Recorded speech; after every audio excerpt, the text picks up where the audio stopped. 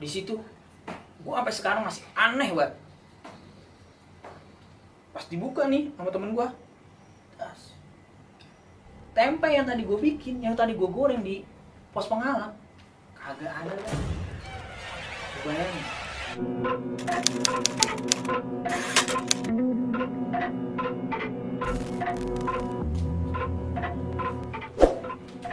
Assalamualaikum warahmatullahi wabarakatuh. Selamat malam, saya Bang Goceng akan membawakan obrolan misteri dalam acara Balai Mistis. Kali ini saya telah kedatangan tamu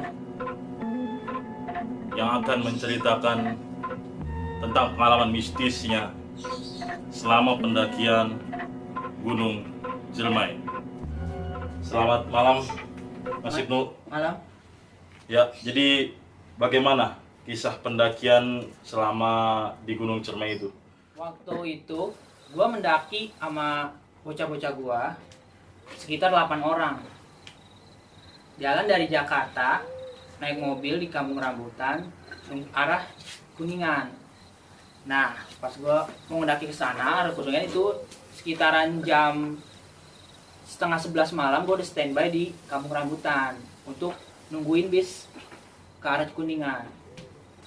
Singkat cerita, sampai di base camp itu sekitaran jam 6 pagi.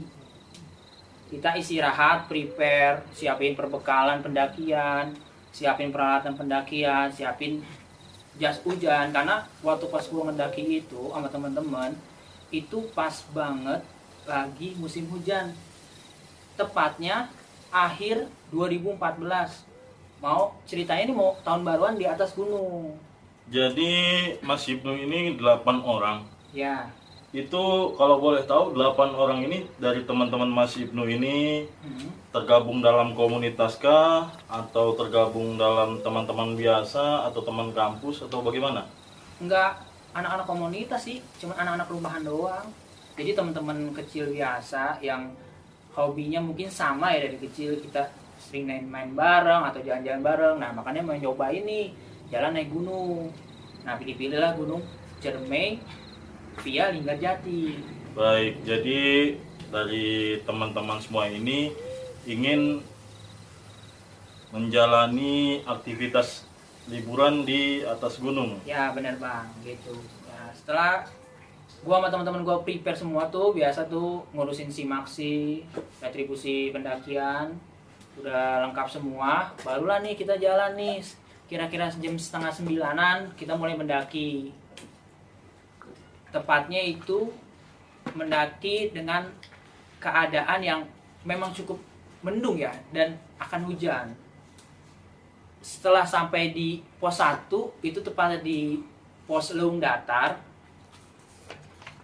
Memang daerah Gunung Ciremai itu hawanya sejuk bang, adem ada. Ada memang itu gunung, karena dia masuknya hutan hujan tropis.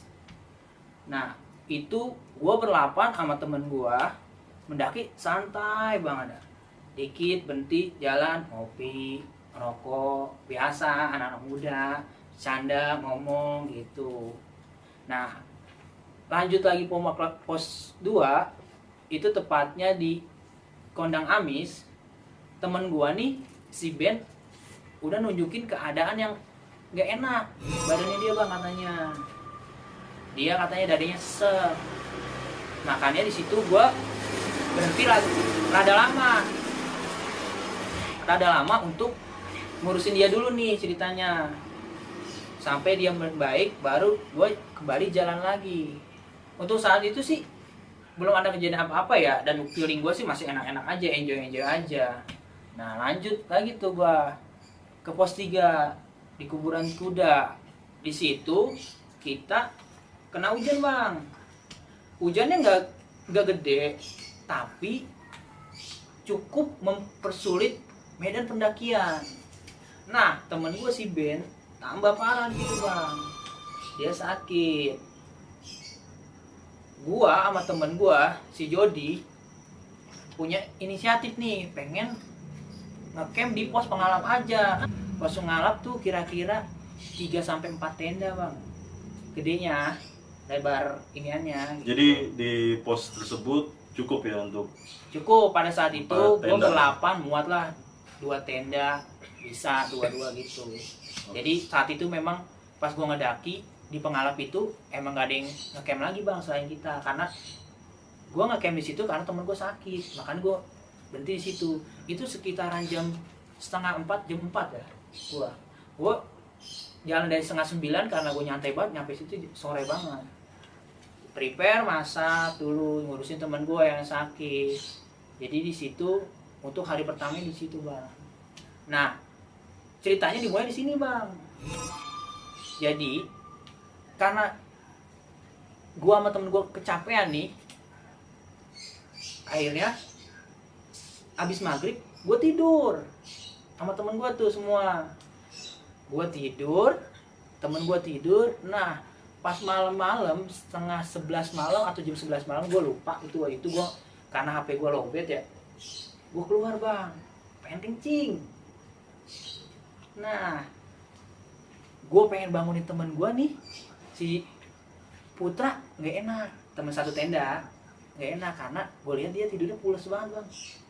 Mungkin karena cuacanya mendung, hujan, gerimis. Nah itu saat itu masih gerimis juga bang, gerimis saya itu, gerimis. Gue merandiin diri nih keluar, pengen kencing. Gue buka tuh pintu tenda, cuman modalin headlamp dulu di pala.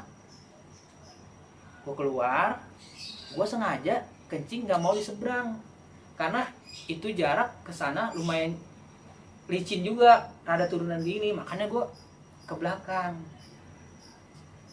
kencing tuh. Gue di belakang tenda. Awalnya sih nggak merasa serem atau apa bang, nggak merasa gue.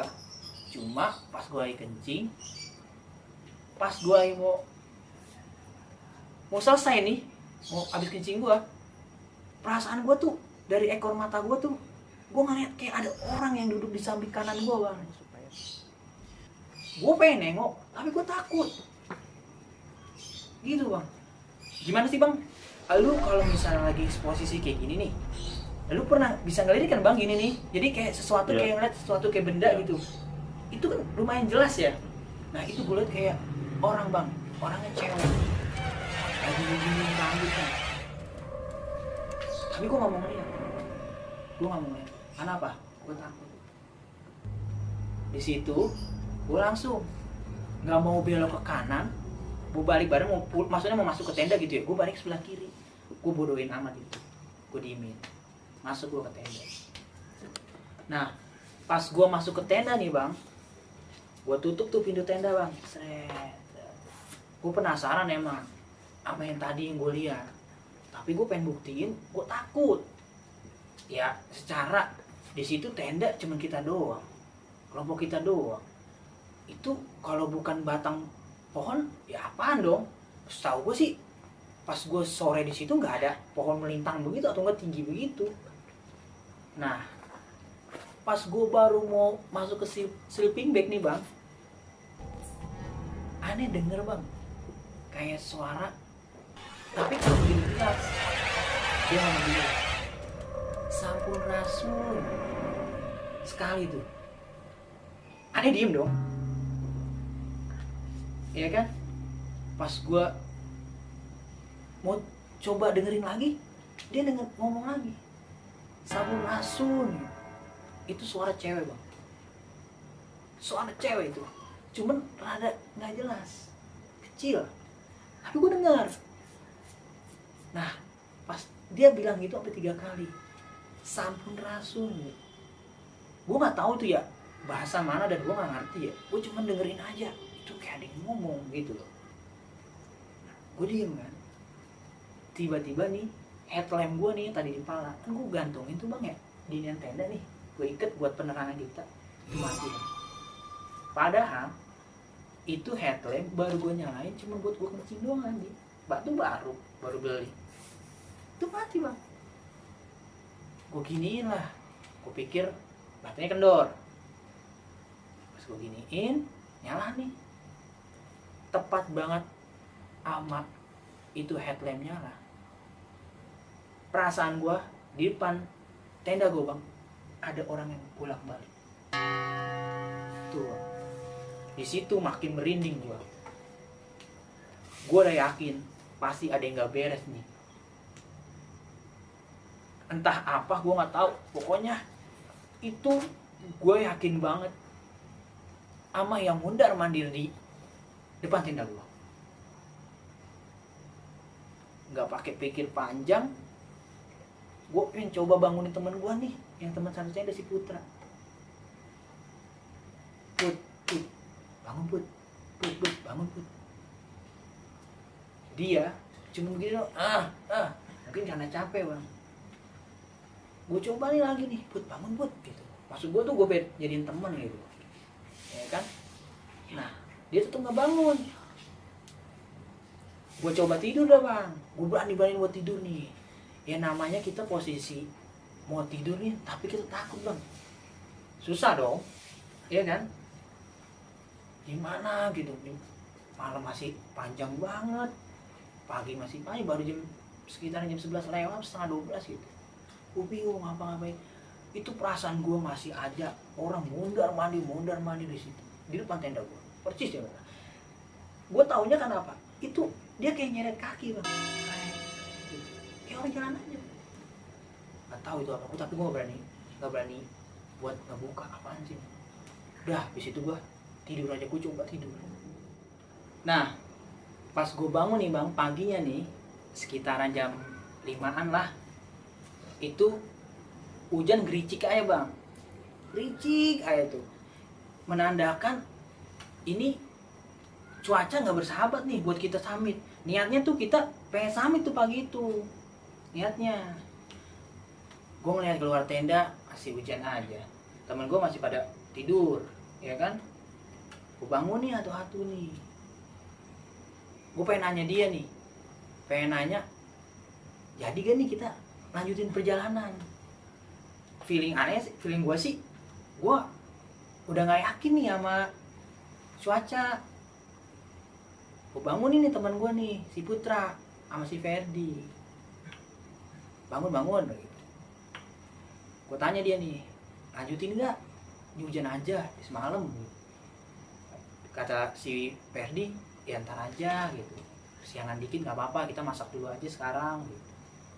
Ya udah tuh, gue sama bertiga itu, Ferdi sama Putra, gue masak nih buat persiapan ya, buat ngisi perut lah. Ibarat kata orang malam cuma langsung tidur kita anak kecapean kan. Jadi gue masak nih. Nah nggak lama tenda sebelah temen gue tuh bangun juga bang, ya, biasa tuh kita prepare bikin apa-apa.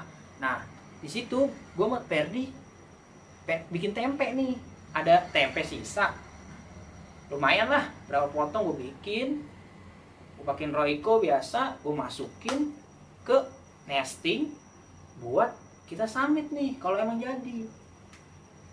Gue taruh prepare di situ, jangan gue bilang jadi makan ke anak-anak, dibuat persiapan bekal. Kita nggak punya sediaan logistik terlalu banyak.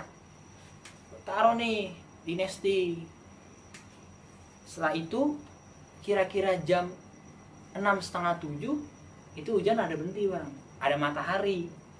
Nah temen gue Ferdi pengen naik sana, padahal tuh cuaca masih 50-50. Hitungan gue sih masih 50-50 ya. Sekarang gini bang, kita dari jalan juga udah kehujanan ya kan, malam hujan pasti kan hujan lagi. Gue udah feeling kayak gitu, tapi dia pengen ke puncak. Dia bilang selalu gini mulu, yang penting plang.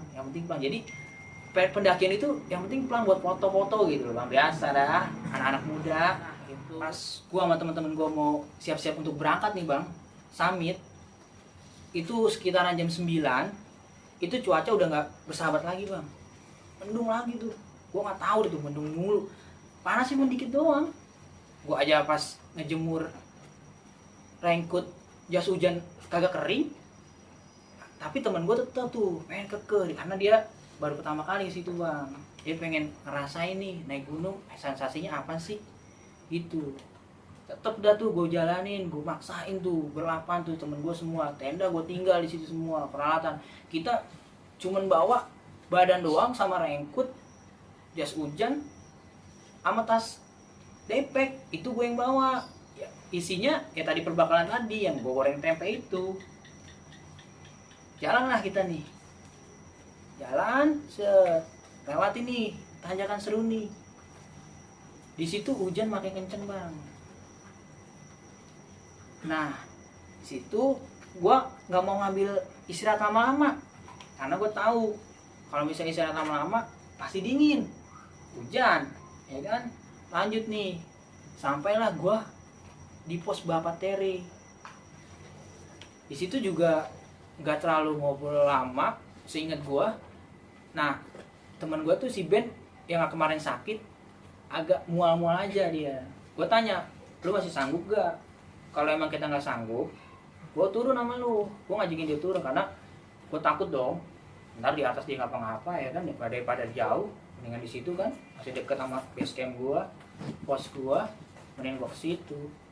Nah, dia bilang sanggup. Lanjut nih dia nih, sampailah gua ke Batu Lingga. Batu Lingga aman, belum ada apa-apa. Lanjut lagi sampai di Sangga Buana, aman, tapi tetep itu gerimis. Pokoknya gerimis saya tuh bang. Jalan perjalanan itu gua sampai mikir kayak gini kan, apa gua di perjalanan ini kagak diridoin kali ya. Itu jalanan aduh, tanjakan begini bang, wah capek, akar semua, lepot kaki semua. Udah itu, tapi temen-temen gua memang pengen keke sih, dia pengen ke puncak gitu. Ya mau gimana ya kan, kita kan ngikutin aja ya. Udah tuh, sampailah gua di Pengasinan. Nah, pas di Pengasinan nih, temen gua nih, si Putra, dia pengen makan nih, lapar ceritanya bang. Bagi si tenaga kan, padahal Pengasinan sama puncak tuh nggak beda jauh, ya berapa menit lah. Gue inisiatif buka tas nih yang tadi gue bawa bang. Gue buka karena anak-anak tahu dong, gue bawa perbekalan yang tadi gue bikin tuh tempe. Mereka inget, karena kan mereka pas gue goreng sambil nyemil-nyemil juga. Buka lah nih, emang keadaan sudah lapar juga. Ya udah tuh, pas gue kasih ke anak-anak tuh nestingnya tuh, tahu gak bang? Di situ gue sampai sekarang masih aneh banget. Pas dibuka nih sama temen gue, tempe yang tadi gue bikin, yang tadi gue goreng di pos pengalam, kagak ada kan? Bayangin. Jadi tempe yang tadi dimasak di pos tempat base camp naruh tenda itu, sampai di pos Pengasinan nggak ada. Kagak ada. Gue aneh, teman gue pada tanya, siapa yang makan nih? Kagak ada yang makan. Nah kan kita jalan cuma ngobrol doang. Karena apa? Kita tahu perbekalan kita cuma segini doang, buat ganjil perut. Anak-anak situ cuma bingung. Tempe bisa hilang di dalam nesting, di dalam tas. Itu tas gua mulu yang dia blok. Anak-anak jalan duluan, gua kan paling belakang jalannya. Itu hilang. Aneh gak bang? Makanan tempe, gue aneh apa sekarang nih bang? Karena lu gue mikirin ya, anjir, tempe kok hilang ya di situ ya? Nah di situ bang, keanehan yang sampai sekarang yang masih gue pikirin. Di situ tuh temen gue udah ala kadarnya dulu makan dah.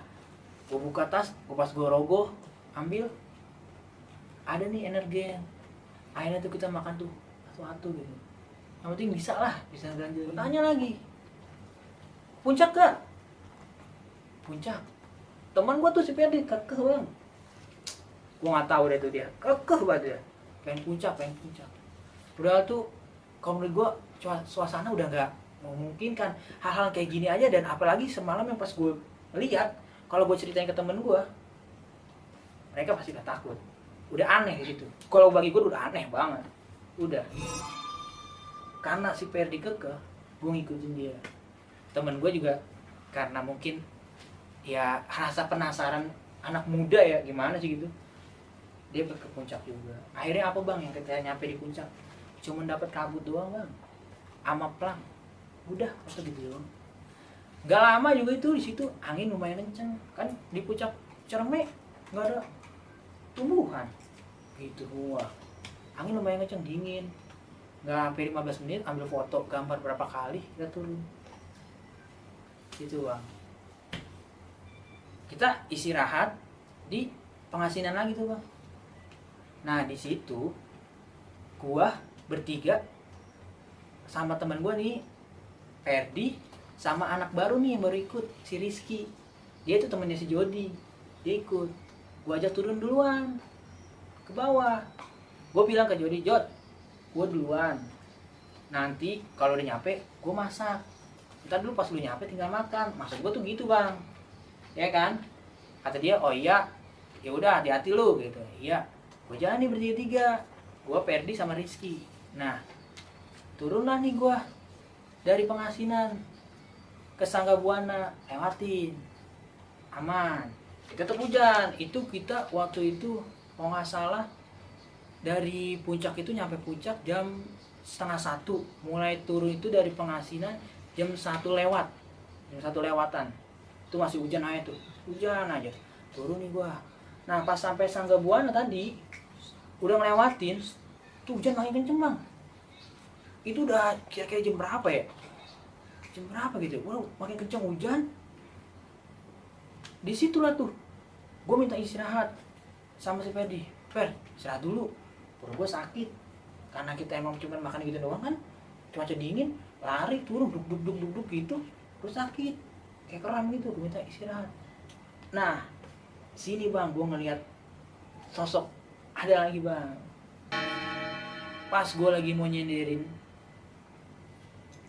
tas gue nih bang di pos Batulingga, itu kan gue pakai tas gini bang ya. Gue gini dong ke belakang karena gue capek pengen rebahin pala gue. Pas gue rebahin begini, lu tahu gak bang? Gue ngeliat apa di atas? Itu gue ngeliat kayak orang gede berbulu hitam, ini lingkar. Tapi gue nggak jelas lihat mukanya, gue nggak jelas. Gue begini dong, apaan gitu ya? Itu jaraknya nggak jauh banget dari kepala gue. Ya pokoknya emang gede, tapi nggak jauh dia. Kakinya ngelingkar, hitam. Gue ngeliat banget itu kaki ini hitam. Nah, dari pas gue ngeliat itu, gue langsung bilang, Per, Ki, jalan. Bilang gitu. Gue nggak mau mereka ngeliat juga. Gue ngerinya dia kaget bang, ya kan? Karena dari pertama awal sampai sekarang udah aneh. Ditambah gue ngeliat gituan. Jadi selama perjalanan di gunung itu cuma Mas Ibnu aja yang merasakan semua? Benar. Nah iya bang, gue lanjut nih bang. Itu masih hujan tuh bang ya. Udah sore. Gue ngejar target juga biar temen gue nanti di belakang bisa makan ya kan. Mau jalan gue turun, turun cepetan gitu. Gue turun ke bawah, gue ketemu nih bang sama 2 orang pendaki, cewek sama cowok. Dia kayaknya lagi mau ngepost tujuan dia di Batulingga. Karena setahu gue Batulingga itu tempatnya ada gedean. Pas gue tadi istirahat di situ tuh bang, gue nanya ke dia, Mas, tanjakan Seruni sama Pengalep kira-kira berapa jam lagi ya ke bawah ya? Itu kan gue nggak biasa nih bang. Cuman karena gue emang udah capek banget kali ya, jadi gue pasang kayak lama banget. Dia bilang tanjakan sudah dikit lagi mas. Kalau Pengalap ya lumayan lah, sekitar kalau mas nggak bawa apa-apaan sekitar 30 menit mungkin nyampe gitu kalau lari gitu. Oh iya, oke lah, gue turun nih bang. Oke bang, gue bilang makasih bang ya, gue turun nih. Tuh gue turun nih bang dari tanjakan Seruni. Perasaan gue itu lama banget bang, lama banget. Feeling gue doang itu lama banget atau memang gue disasarin? Itu yang ada di pikiran gue begitu bang. Tiba-tiba Ferdi berhenti nih bang. Dia bilang gini ke gue, Nu, tahu gak apaan? Gue bilang gitu kan. Kayaknya kita kesasar dah. Nah, gue situ udah mikir bang, nyata yang ngerasain kita kesasar nih bukan gue doang, Ferdi juga. Gue ngeliat tuh mukanya dia dulu panik bang. Si Rizky pucat karena muka udah kedinginan ya bang ya. Kehujanan kan kita ya. Di situ gue tetap nenangin diri supaya biar nggak panik. Gue bilang ke dia, aduh, astagfirullahaladzim. Iya kayaknya, kok perasaan gue jauh banget. Emang dari Dari Tanjakan Seruni ke Pengalat tuh kalau kita turun biasa tuh nggak terlalu lama bang. Kalau apalagi kita lari, ya kan nggak terlalu lama banget. Ini kayak perasaan lama banget dah. Gue bilang gini ke Ferdi, Fer, lu ada ngelakuin kesalahan nggak? Atau enggak lu Ki, lu ngelakuin kesalahan nggak? Dan di situ gue kaget bang, Ferdi baru ngaku. Dia bilang ke gue, iya Nuk, tadi gue pas di pengasinan, gue nemu batu dan dikantongin sama dia. Di situ gue kaget banget, astagfirullah. Wah, mungkin karena ini nih, kita dia disasarin. Gue bilang sama dia, mana coba lihat batunya gitu. Batunya emang bagus bang, warnanya hijau, rada bulat, ya kayak batu-batu yang di 2014 itu kayak lagi booming banget kan tentang batu. Nah itu bang, gue bilang, wah lu ngapa lu ambil, gue bilang gitu kan. Ya gue nggak tahu, gue lihat bagus, gue bawa pulang. Di situ makin kacau gue bang, kacau gue bingung harus gimana. Gue bilang ke dia, Per, udah buang dah, daripada kita kayak gini, nggak boleh kayak gitu. Mungkin ini tegurannya, kita disasarin. Akhirnya si Ferdi buang tuh bang batu itu di jalan. Dan gue sempet saat itu pengen naik ke atas lagi. Mungkin emang gue salah jalan gitu ngerinya ya, ada atau 2 cabang atau apa. Gue naik lagi ke atas. Gue suruh naik tuh si Rizky duluan sama si Ferdi jalan. Tapi gue ragu sama naik ke atas. Hati kecil gue ngomong turun. Akhirnya gue berhenti. Gue bilang udah turun lagi. Kita baca Bismillah di sini. Semoga nggak sampai bener-bener kesasar apa yang kita maksud gitu. Maksudnya nggak ada sesuatu yang kayak nyesatin kita di situ. Gue Bismillah, gue baca Bismillah dalam hati. Dia juga baca Bismillah, teman-teman gue tuh si PRD sama si Iki. Dan gue jalan. Nggak berapa lama gue jalan bang, sekitaran 5 menit atau 10 menit. Pas belok kan, itu tenda gue bang. Dan lebih kagetnya lagi, yang gue bikin gue kaget, ternyata teman gue yang Jody yang tadi di atas gue tinggal, gue bilang gue duluan kan, karena gue pengen masak untuk persiapan makan setelah dia datang. Dia udah ada di tenda duluan. Jadi teman Mas Ibnu ini yang tadi tunggu di atas sudah sampai duluan di tenda. Sudah sampai duluan. Gue bingung di situ. Si Ferdi ngomong, "Lah, kok dia duluan?" Gue di situ udah pucat bang. Hati gue udah nggak karuan. Pasti ini gue udah yakin di situ udah ada satu kejanggalan yang nggak bisa gue ceritain ke teman-teman gue. Ferdi ngomong gini, "Kok lu duluan sih?" Lah, si Jody ngomong gini, "Lalu kemana aja? Udah ada kali gue sekitaran 10 menit di sini." Padahal kita di jalan nggak papasan bang. Dan Ferdi yakin bahwa tadi kita disasarin pas lagi mau dari turun Tanjakan Seruni ke Pengalat. Di situ bang. Berhubung waktu udah sore banget nih mau maghrib, temen gue mutusin nih, dia nggak mau naik turun ke bawah malam karena dia takut. Dia minta semalam lagi nginep ngecamp di situ, gitu bang. Akhirnya gue iyain lah dia ngecamp di situ. Kita semalam lagi di tempat Pengalat yang kemarin kita bermalam. Untuk malam itu, alhamdulillah sih gue nggak ada kejadian apa-apa lagi bang ya. Singkat cerita, besok pagi gue sekitaran jam 9 pagi. 9 pagi gue packing, siap-siap untuk turun nih.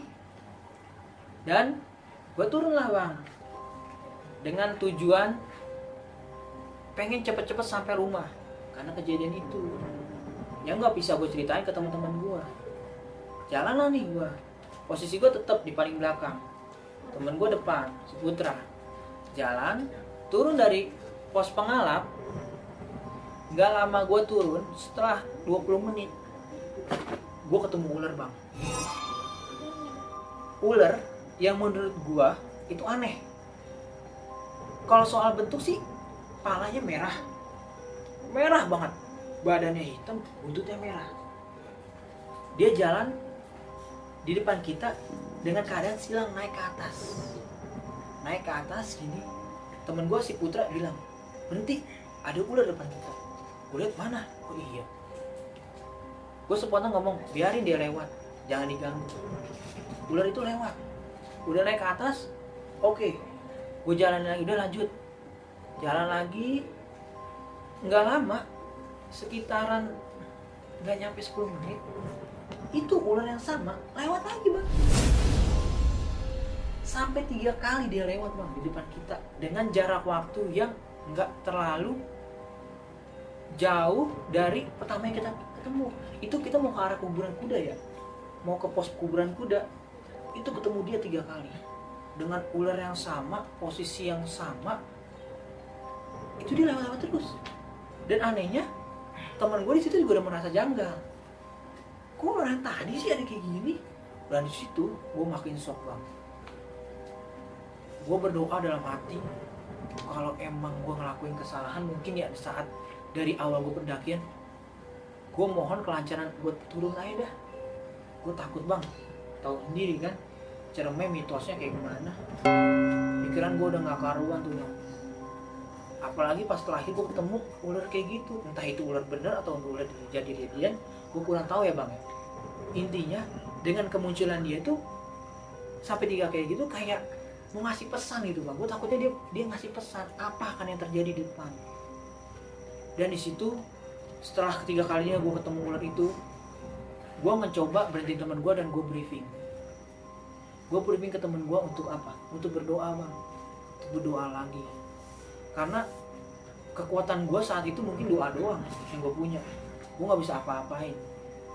Gue coba berdoa, memohon sampai kita pulang ke bawah agar diberi keselamatan. Udah itu doang gue. Akhirnya gue doa lagi untuk buat kita semua lah intinya. Dan gue baru ngelanjutin perjalanan lagi. Sekitaran pukul 1:30, 1:30 gitu bang. Gue lupa. Pokoknya siang itu gue nyampe lah di pos Cibuna. Dengan keadaan alhamdulillah gue bisa jalan pulang dengan selamat dan udah nggak ada yang aneh-aneh lagi bang. Terakhir itu aja tuh gue yang gue bikin takut banget, kayak gue ngerinya kayak nyamperin pesan kayak gitu bang. Ya namanya ular 3 kali dan itu juga kan aneh ya kan. Alhamdulillah itu bang, gue udah mungkin perasaan gue pengen ceritain ke dia mungkin nanti ya. Gue bakal ceritain dia pas di luar dari sekitar Gunung Ciremai itu bang, yang gue alamin pas pendakian di Gunung Ciremai sekitaran akhir tahun 2014. Baik, itulah tadi cerita misteri yang telah disampaikan oleh Mas Ibnu. Kira-kira Mas Ibnu, apakah ada pesan-pesan yang disampaikan untuk para penonton kali ini? Baik, kalau menurut gue sih di saat pendakian kayak gitu ya, dalam cuaca yang lagi nggak menguntungkan, itu persiapan harus dimatengin banget bang. Jangan sampai nanti di atas kita susah sendiri, karena gunung itu bukan tempat hiburan main-main. Gunung itu alam bebas. Dan yang penting banget itu beretika bang. Ibarat kata kita beretika nih ke rumah orang, harus ada tata krama ya kan. Nah, itu yang harus dijaga bang. Itu aja sih bang. Itu aja ya. Iya. Baik, dengan berakhirnya pesan-pesan dari Mas Ibnu, demikianlah kisah misteri yang telah disampaikan untuk kali ini. Jangan kemana-mana, tetap nantikan kisah misteri berikutnya hanya di Vale Mistis.